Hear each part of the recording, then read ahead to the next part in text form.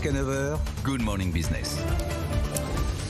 Le spécialiste du câble Nexans dévoile ce matin une rentabilité record de ses activités sur le premier semestre de l'année et récolte donc les fruits de ses investissements dans le câblage électrique notamment. Bonjour Christophe Guérin. Bonjour. Merci d'être sur notre plateau, directeur général de Nexans. L'électrification aujourd'hui davantage que la fibre optique, c'est ce qui vous porte. Votre activité est en hausse de 14% sur les 6 premiers mois de l'année. Oui, c'est une rentabilité historique. En fait, maintenant, on fait en termes de profitabilité, on fait en 6 mois ce qu'on faisait en 2019 en 1 an. Donc, c'est une belle performance et je remercie toutes les équipes pour leur travail. C'est quoi ? C'est la transition ?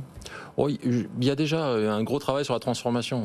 On s'est vraiment recentré sur nos cœurs métiers. On s'est passé de 13 000 clients sur 17 000. On s'est concentré sur 4 000 clients qui sont très stratégiques. On a fait un très gros travail sur notre portefeuille client et puis également sur nos marchés.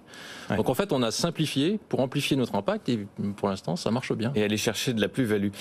Pas de problème de visibilité. Les carnets de commandes sont bien remplis, pas d'inquiétude. Ah oui, sur la partie en fait transition énergétique, c'est-à-dire la connexion des énergies renouvelables, les interconnexions sous-marines, etc. On a un carnet qui nous porte jusqu'en 2028. Donc là, c'est juste un sujet d'exécution. Vous finalisez chez Nexans l'acquisition du spécialiste italien du câble, la Triveneta Cavi. J'espère que j'ai bien prononcé. Parfait. Pour renforcer votre présence européenne. Alors, il y a quelques semaines, l'État a nationalisé Alcatel Submarine Networks, ASN, spécialiste des câbles sous-marins qui était détenu par Nokia depuis 2015. Il y a quelques années, le nom de Nexans avait circulé pour son rachat. Est-ce que vous aviez regardé le dossier ?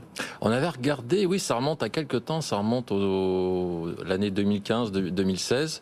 Moi, je suis devenu le directeur général en 2018 et j'ai tout de suite annoncé le recentrage sur l'électrification. Ouais. Donc, on s'est séparé des activités télécom. Donc, on fait plus du tout de câbles. Donc, de toutes les manières, ça ne vous aurait pas intéressé ? Non, pas du tout. Pas du tout. Ouais. C'est une belle entreprise, en tout cas. Justement, belle entreprise. Et qu'est-ce qui fait que l'État français, lui, s'intéresse aux câbles sous-marins ?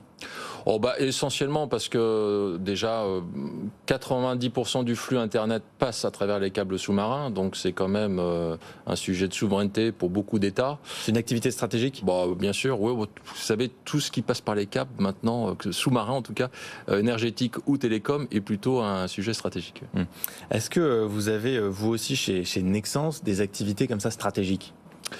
Je pense qu'il y a, vous savez, il y a une activité qu'on évoque très très peu, qui est notre activité métallurgique, parce que pour conduire l'électricité, il faut du cuivre. Ouais. Et nous avons l'une des plus grosses fonderies de cuivre en France, à Lens. Voilà, je salue nos amis lensois. Et on a cette capacité de recyclage du cuivre, parce qu'on sait que le tout de l'électrification, le tout de l'électricité va nécessiter énormément de cuivre. On sait également que les États-Unis et la Chine vont consommer à peu près 80% du cuivre mondial. Donc on aura un gros besoin de recyclage parce qu'on est assis sur des mines urbaines et il va falloir recycler le cuivre qui est disponible sous nos pieds.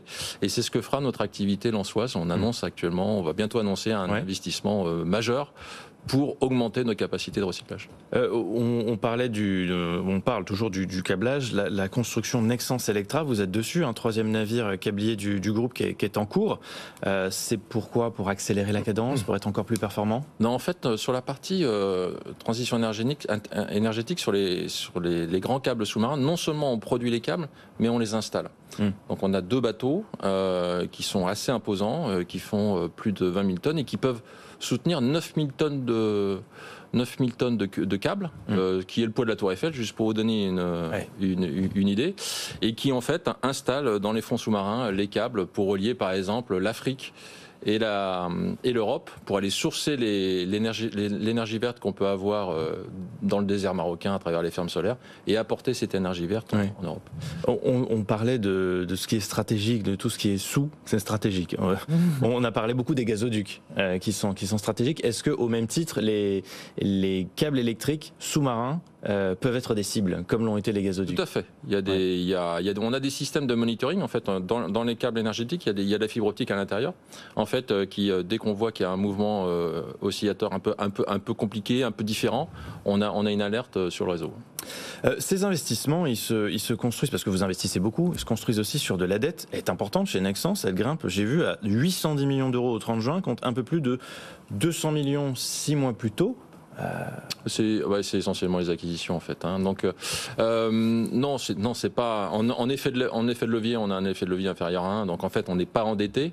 Cette augmentation de dette se fait essentiellement par les acquisitions et notamment cette très belle société que nous avons achetée en Italie. En Italie. Il va y en avoir d'autres, des acquisitions ? Bien sûr, oui, on est très très actifs.